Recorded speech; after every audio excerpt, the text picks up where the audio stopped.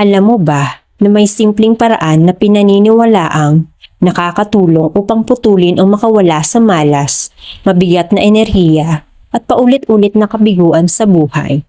Ito ay ang paggupit ng buhok. Sa maraming kultura at sinaunang paniniwala, ang buhok ay hindi lamang basta parte ng katawan. Ito ay tinuturing na tagapagdala ng enerhiya, alaala at karanasan ng isang tao. Lahat ng pinagdadaanan natin, masaya man o masakit, magaan man o mabigat, ay sinasabing naiipon sa ating aura. At ang buhok ang isa sa mga unang sumasalo nito. Kapag ang isang tao ay sunod-sunod ang malas, kabiguan o mabibigat na pangyayari sa buhay, may paniniwala na ang negatibong enerhiya ay kumakapit sa atin. Hindi man natin ito nakikita, ngunit nararamdaman natin.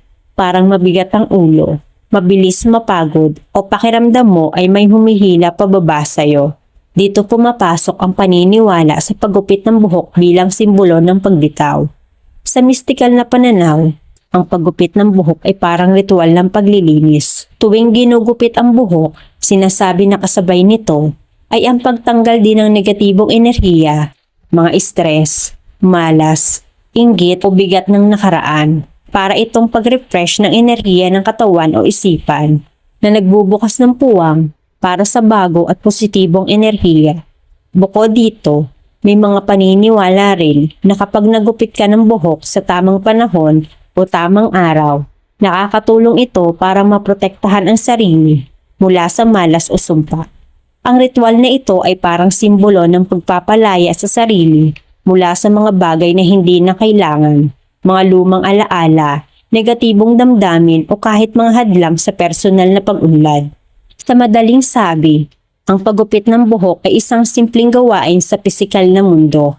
Ngunit sa mistikal na pananaw, ito ay isang ritual ng paglilinis at pag-renew ng enerhiya para itong paglabas sa dilim patungo sa liwanag na may dalang bagong simula at proteksyon.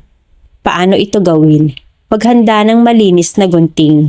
Gupitin ang ilang hibla ng buhok. Habang ginugupit, ituon ang iyong isip at intensyon sa pagputol ng malas, pag-alis ng mga hadlang, pagtataboy ng inggit, pagbubukas ng bagong simula at swerte.